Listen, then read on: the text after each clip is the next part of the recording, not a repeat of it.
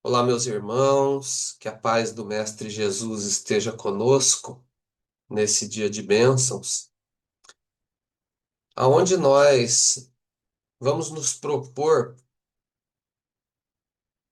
a fazer uma análise do capítulo oitavo do livro Jesus no Lar, que é de Francisco Cândido Xavier, pelo Espírito Neio Lúcio. E esse capítulo oitavo traz como título O Príncipe Sensato. E nós vamos fazer a leitura de trechos do capítulo e vamos, à medida que formos lendo, fazendo nossos comentários, apresentando as nossas contribuições, para que a gente possa, então, refletir sobre o que nos é apresentado nesse capítulo oitavo. Então, vamos à leitura. O texto começa dizendo assim: comentavam os apóstolos entre si qual a conduta mais aconselhável diante do Todo-Poderoso. Quando o mestre narrou com brandura, e aqui a gente já faz uma pausa, porque é aqui que vai se iniciar uma parábola, um conto que o mestre vai, que Jesus vai apresentar para que a gente possa compreender a partir daí a resposta para esse questionamento, né? Qual questionamento? Qual a conduta mais aconselhável diante do Todo-Poderoso, diante de Deus. No entanto, se vocês prestarem atenção, o título do capítulo já traz essa resposta de forma bem sintética.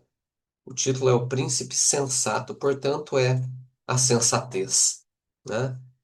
Então vamos à história. Ela começa dizendo assim: certo rei, senhor de imensos domínios, desejando engrandecer o espírito dos filhos, para conferir-lhes herança condigna, conduziu-os a extenso vale verdoengo e rico de seu enorme império e confiou a cada um determinada fazenda, que deviam preservar e enriquecer pelo trabalho incessante.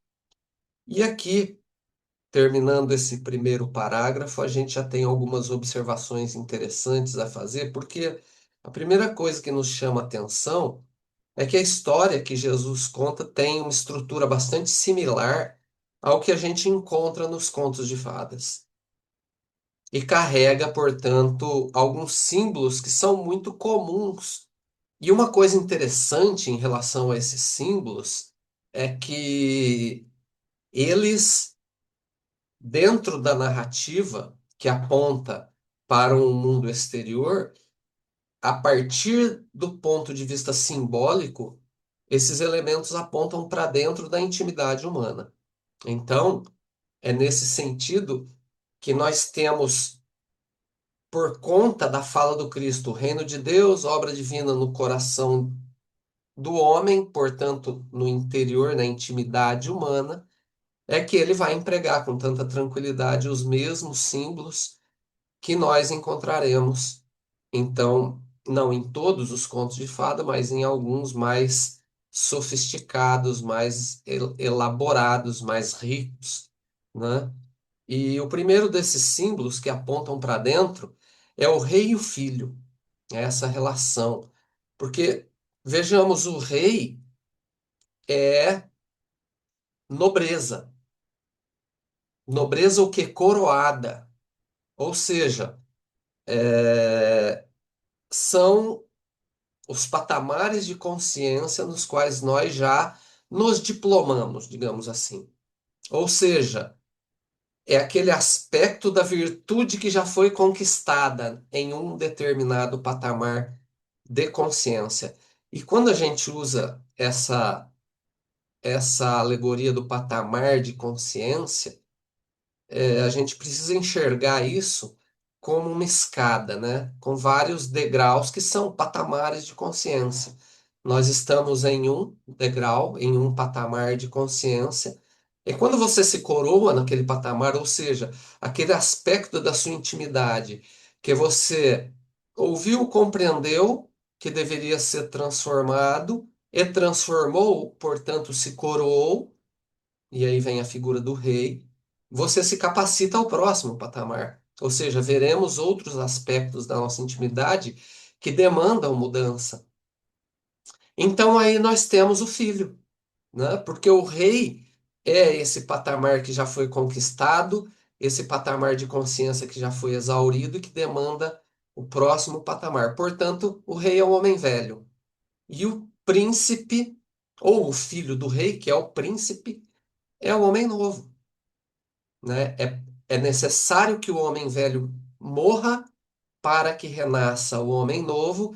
Isso funciona do ponto de vista das reencarnações, mas isso funciona também ao longo de uma encarnação. Então, ao longo de uma encarnação, com o esforço íntimo, nós vamos nos transformando, e à medida que essa transformação vai tomando espaço, os homens velhos vão morrendo para que renasçam homens novos, ou seja, para que renasça o príncipe. O príncipe também carrega o aspecto da nobreza, percebam, né? Portanto, príncipe, mas ainda não foi coroado.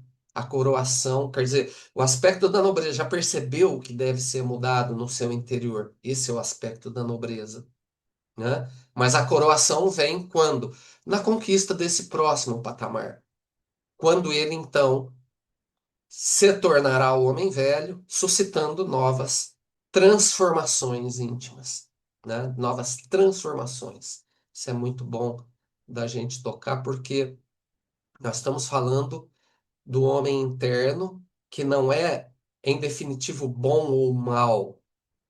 O que nós somos é ignorantes, conforme nos narram os espíritos, e essa ignorância demanda transformação.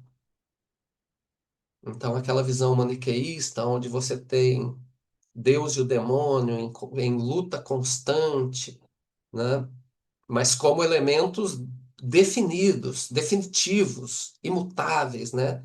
Deus, essa potência positiva, o demônio, essa potência negativa, e não há alteração, né? Isso não pode ser por nós mais deixado no campo do nosso imaginário. A gente tem que entrar nessa esfera do conhecimento do homem em transformação. Então, o mal que habita em mim, a ignorância, são aspectos que eu preciso enobrecer, são aspectos que demandam coroação e que o príncipe que há em mim, ou seja, o homem novo, irá trabalhar por fazê-lo. Então, aí, esses primeiros dois aspectos, e aí vem o campo, quando ele fala que o rei desejava engrandecer o filho, né? Para conferir-lhes herança condigna, né? E confiou a cada um determinada fazenda que deviam preservar e enriquecer. Bom, aqui tem um conjunto de ideias que vai narrar tanto a herança como sendo as virtudes já conquistadas. O Cristo fala disso como o tesouro que a traça não rói, que o ladrão não rouba. Por isso, é herança. Então, o homem novo herda essa estrutura do homem velho, tudo isso acontecendo dentro de mim, ou seja, as virtudes que eu conquistei são o tesouro que me auxiliarão no próximo patamar, em uma existência ou na transição entre as nossas existências. Eu desencarno, quando eu reencarno, eu trago as heranças, essas virtudes, para o bem e para o mal, né? A herança engloba os dois campos.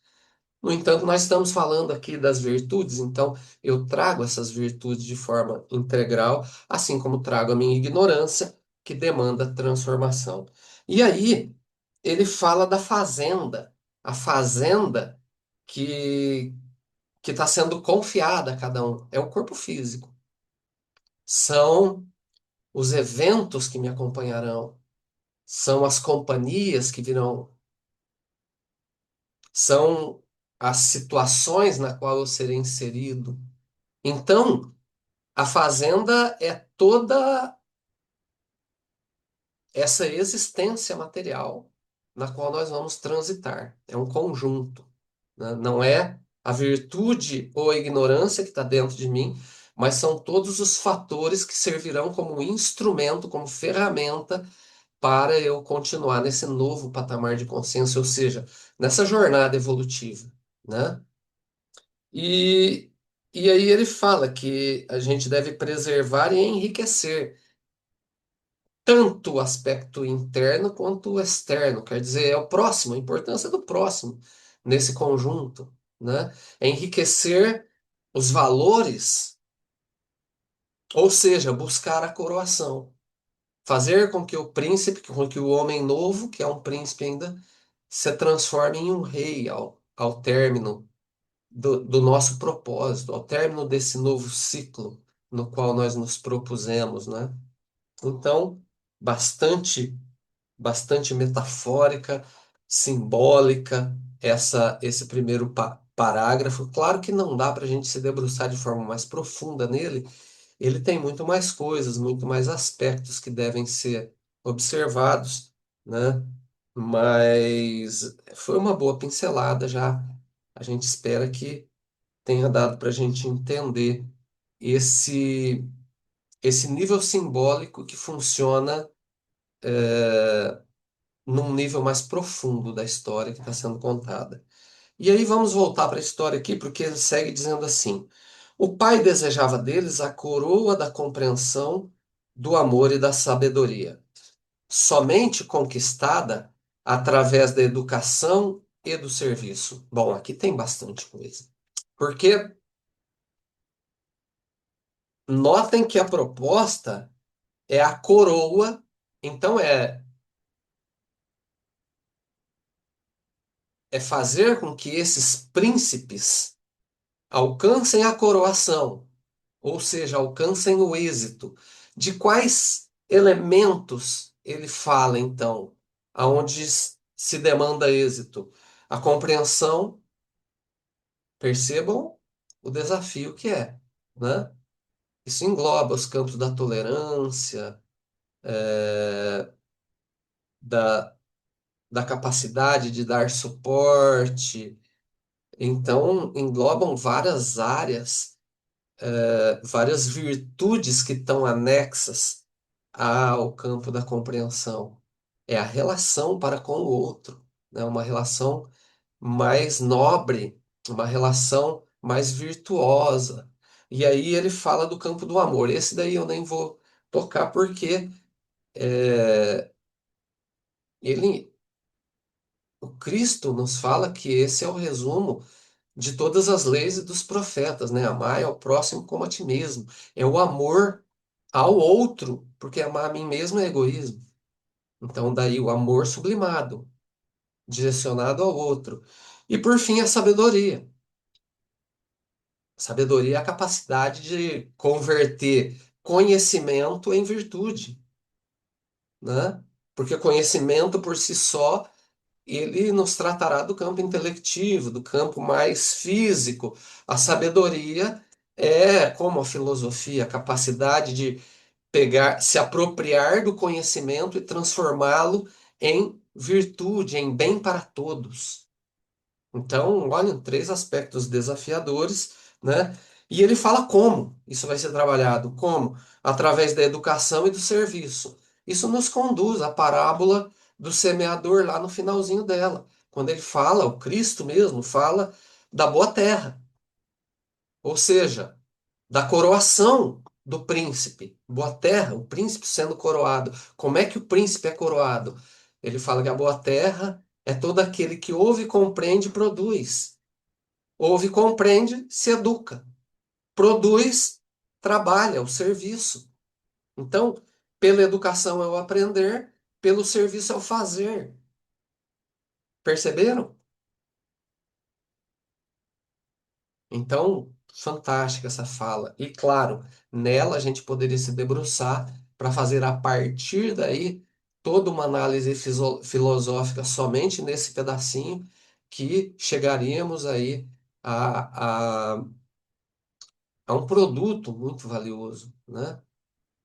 E o Cristo vai seguir dizendo assim: E como devia utilizar material transitório, deu-lhes tempo marcado para as construções que lhes seriam indispensáveis mais tarde aos serviços de elevação. Então, aqui, ele, na nossa concepção, ele já remete para a, a finitude de uma encarnação. Essa ideia vai se complementar no próximo parágrafo. Vejamos aqui. Ele diz assim: Assim procedia porque o vale era sujeito a modificações, e chegaria um momento em que a arrasadora tempestade visitaria a região, guardando-se em segurança apenas aqueles que houvessem erguido forte reduto.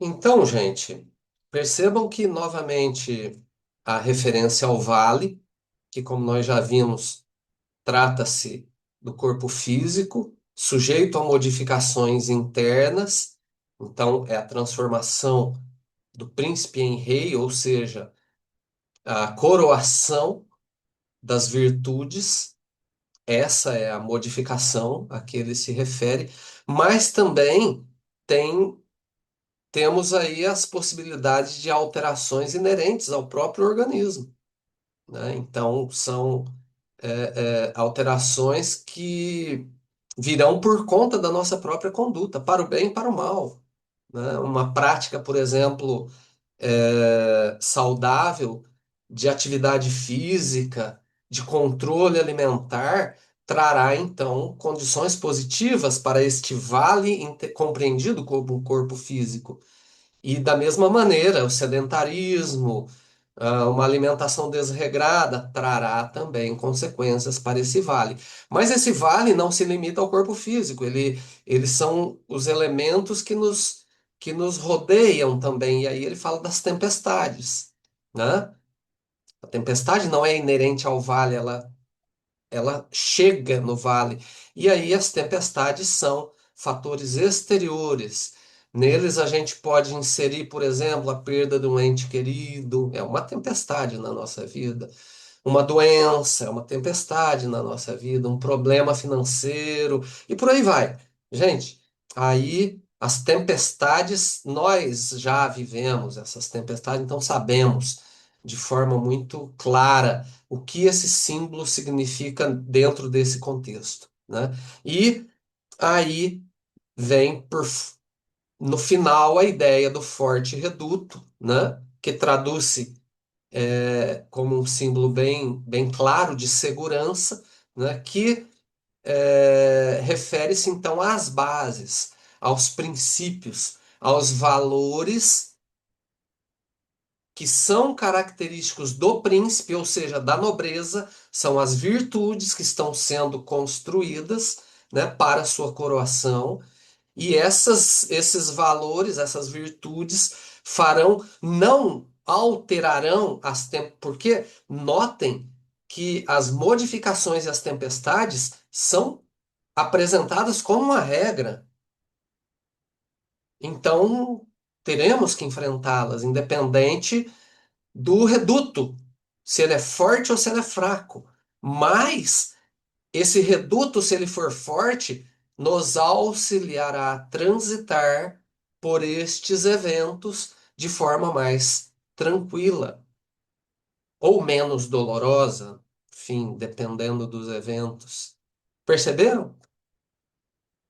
Muito interessante, então, essa essa fala. E aí a gente segue para o próximo parágrafo, que é bem interessante. Ele fala assim: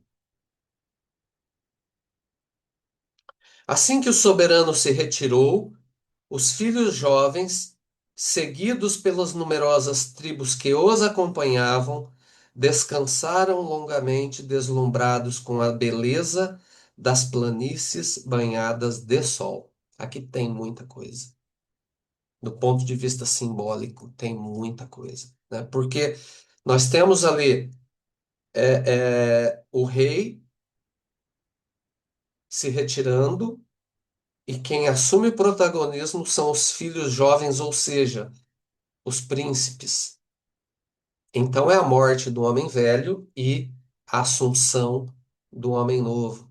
Quando isso acontece na nossa vida? Geralmente é quando nós nos propomos a produzir uma. A gente já entendeu o que a gente precisa fazer e agora a gente vai começar.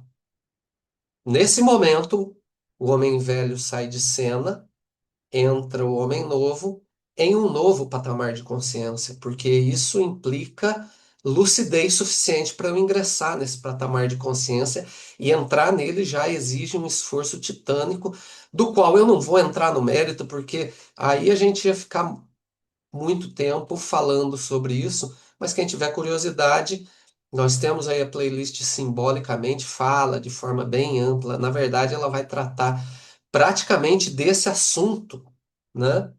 E quase que exclusivamente, tá? Então, essa transição, mas é importante a gente entender que então eu resolvi mudar determinado aspecto na minha conduta. E nesse momento, o homem velho sai de cena e entra o homem novo, que é esse novo, essa nova virtude a qual eu começo então a trabalhá-la. Mas aí ele fala assim, que o filho jovem, ou seja, o príncipe, seguido pelas numerosas tribos que os acompanhavam. Ah, isso é de um simbolismo fantástico, né? Fala das nossas sombras íntimas. Jung diria que são os porões da casa, né? São as tribos. Porque se o rei, o príncipe, ele é símbolo de nobreza, ou seja, daquela ansiedade por crescimento, as tribos são os aspectos animalizados. Uma tribo é isso. Ela representa o quê? Ainda o homem em seu aspecto mais animalizado. Daí ser uma tribo. E essas tribos nos acompanham. Então, são todos, é todo o conjunto daquilo que anseia por ser convertido em virtude, mas ainda não é. O nosso lado sombra, todos os nossos vícios, perceberam? E essas tribos, como são numerosas, quem tiver dúvida, basta ir lá no Livro dos Espíritos e ler lá na categoria dos espíritos, os espíritos de terceira ordem. Lá vão estar descritas as tribos de forma mais ou menos genérica, mas elas são realmente numerosas, mesmo ainda que sendo descritas de forma genérica. Então, e essas tribos que nos acompanham a todos nós, né, fez com que eles fizessem o quê? Descansassem longamente, deslumbrados com a beleza das planícies banhadas de sol. Então, você olha para trás, para as suas conquistas, isso é lícito, essa é a beleza, aquilo que nós já conquistamos. Mas isso não nos levará a lugar nenhum. É necessário olhar para frente, para a fazenda, para os aspectos que devem ser trabalhados. E notem que essas tribos não buscaram trabalho, mas sim o repouso, o descanso. Elas nem partiram. São as dificuldades que nós temos em lidar com as nossas questões íntimas, né? Cada um sabe. Isso aí eu não preciso explicar, porque cada um sabe como é difícil a gente, de fato, implementar aquele aspecto que eu já percebi que deve ser implementado na minha vida. Como é difícil converter aquela sombra em virtude. A gente tenta, tenta, tenta, vamos tentando, cai de novo. Tenta mais um pouco, cai outra vez. E assim vai, né? Parece que esse o vício tem uma força muito grande, porque são numerosas tribos que estão desse lado. São realmente, mas não é que parece, são numerosas. O príncipe é só um. Ele está lutando ali para converter essas tribos. Essas tribos muitas vezes resistem bravamente. São boas guerreiras. Nos vencem constantemente. Demandam muito trabalho para que a gente possa então alcançar a coroação, ou seja, a nobreza, a virtude. Segue dizendo assim: quando se levantaram para. Agora eu vou ler um pedaço bem longo, meus irmãos, sem fazer comentários, porque, na verdade, ele vai trabalhar exatamente vários aspectos dessa tribo, que lá no fim a gente ressalta aqui. Diz assim: vocês vão ouvindo, vão tentando perceber o que que é tribo aqui do que ele vai falando, né? É bem claro, não tem símbolo nenhum. É bem claro quando ele aborda os aspectos mais animalizados que estão dentro de nós. Então diz assim: quando se levantaram para a tarefa, entraram em compridas conversações com respeito às leis de solidariedade, justiça e defesa, cada qual a exigir especiais deferências dos outros. Quase ninguém cuidava da aplicação dos regulamentos estabelecidos pelo governo central. Então, o governo central são leis de Deus, tá? Leis estabelecidas pelo governo central, as leis divinas, porque nós estamos falando aqui não de aspectos do homem, mas de aspectos da alma. São as virtudes, então trata-se de leis, não do homem, mas leis divinas. E ninguém queria aplicar. Segue. Os príncipes e seus afeiçoados, em maioria, por questões de conforto pessoal, percebam, esmeravam-se em procurar recursos sutis com que pudessem sonegar, sem escândalos visíveis entre si, os princípios a que haviam jurado obediência e respeito. E tentando enganar o magnânimo pai por meio da bajulação, ao invés de honrá-lo com o trabalho sadio, internaram-se em complicadas contendas em torno de problemas íntimos do soberano. Gastaram anos a fio discutindo-lhe a apresentação pessoal. Insistiam alguns que ele revelava no rosto a brancura do lírio, enquanto outros perseveraram em proclamar-lhe a cor bronzeada, idêntica à de muitos cativos de Sidom. Muitos afirmavam que ele possuía um corpo de gigante, e não poucos exigiam fosse ele um anjo coroado de estrelas. E aí eu acho que já deu para ver vários desses aspectos das tribos que nos acompanham, né? A gente vê o campo das exigências, o campo do conforto pessoal, aquela sonegação, tentar negociar com o rei, né? E aí, rei já muda um pouco o sentido, porque já está falando de Deus, né? Porque o rei, ao mesmo tempo que ele é rei, que é um homem velho, nobre, ele também é pai, então é o pai, pai maior. Então, nós vamos percebendo nessa narrativa exatamente esses aspectos das tribos. E aí segue dizendo assim: ao passo que as rixas verbais se multiplicavam, o tempo ia se esgotando e os insetos destruidores, infinitamente reproduzidos, invadiram as terras, aniquilando grande parte dos recursos preciosos. Aqui volta a ter bastante coisa do ponto de vista simbólico. E a gente vê a primeira metáfora é a ideia de insetos destruidores infinitamente reproduzidos, né? Então, isso nos conduz à, à intimidade, porque o que nós estamos trabalhando aqui é a intimidade humana, e no campo das virtudes é que nos propusemos alterar, e no nosso caso da nossa história é a compreensão, o amor e a sabedoria, desafiadores, três campos desafiadores. Eles, ao longo da nossa existência física, eles vão se apresentando como chamados, convites. O Cristo chama de chamados, né? Ele fala assim: muitos os chamados, poucos os escolhidos. Então são os convites que se apresentam a nós. Ele narra que são muitos, E a gente pode imaginar que a todo momento nós estamos, então, sendo chamados, convidados a operar essa transformação, a transformação da nossa ignorância em virtude, visando a coroação do príncipe lá no fim. Ou seja, a conquista desse patamar de consciência. E é disso, quando esses elementos se apresentam para nós, o Cristo fala, poucos os escolhidos. Na verdade, uma parcela a gente nem percebe o chamado e deixa passar.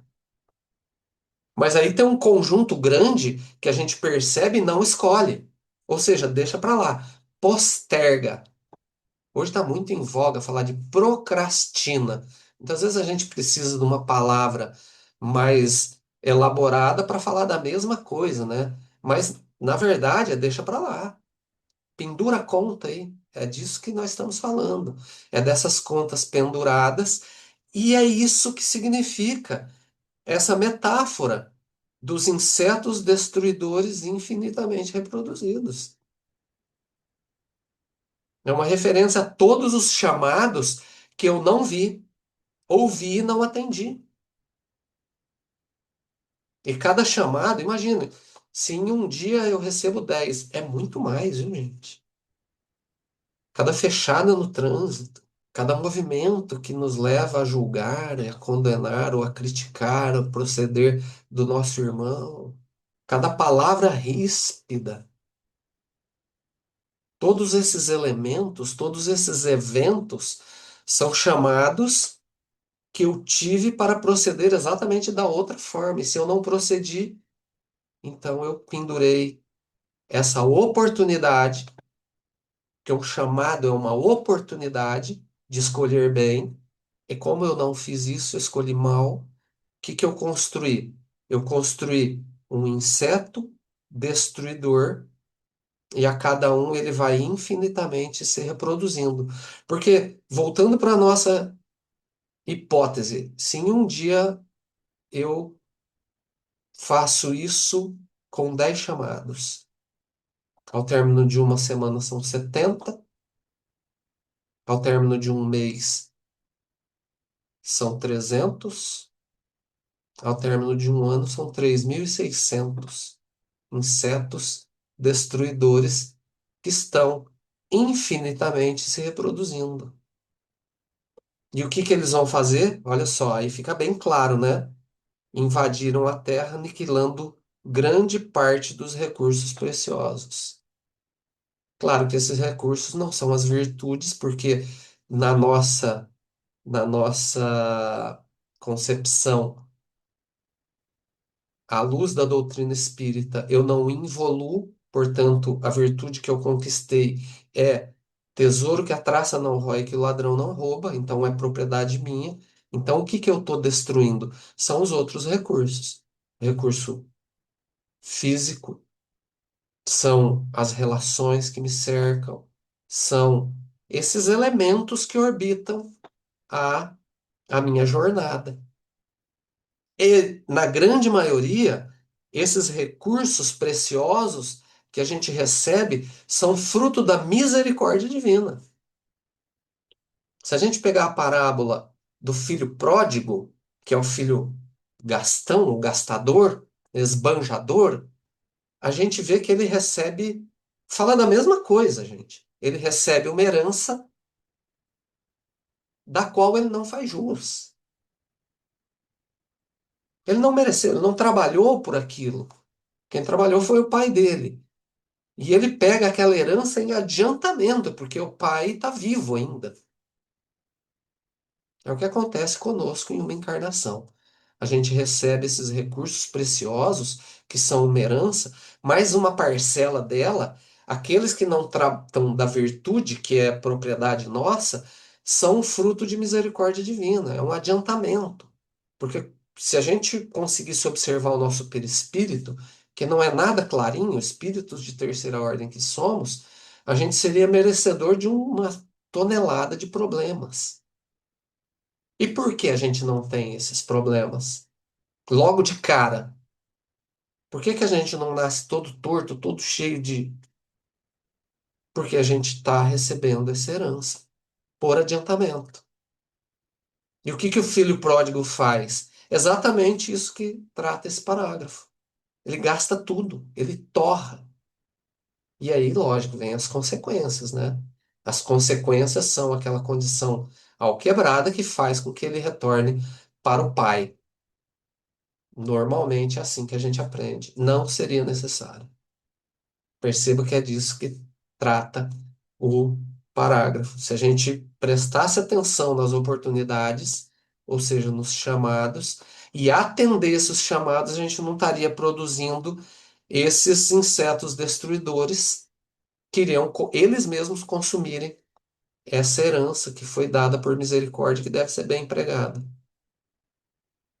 Mas a gente, filhos pródigos que somos, acabamos enveredando por esse campo, né? Segue o texto, dizemos assim, ó: detritos desceram de serras próximas e fizeram um compacto acervo de monturo naquelas regiões, enquanto os príncipes levianos, inteiramente distraídos das obrigações fundamentais que lhes cabiam, se engalfinhavam a todo instante a propósito de ninharias. Então aqui o final está explicando exatamente o final do filho pródigo, é a condição que ele acabou tendo que enfrentar, né? E, via de regra, acaba sendo de uma perspectiva ou de outra a nossa também, né?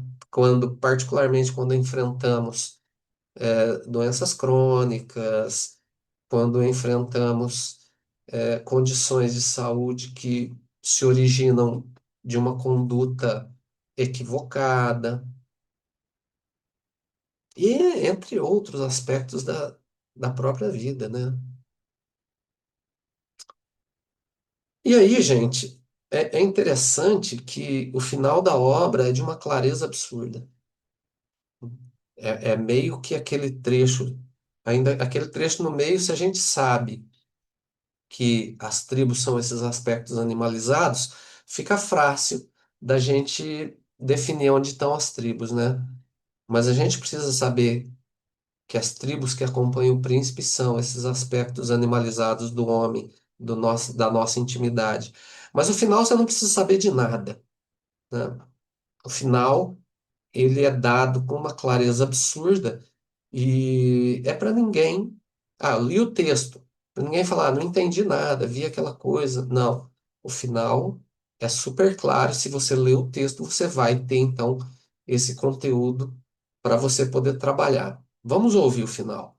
Diz assim: houve, porém, um filho bem avisado que anotou os decretos paternais e cumpriu-os. Jamais esqueceu os conselhos do rei e, quando lhe era possível, os estendia aos companheiros mais próximos.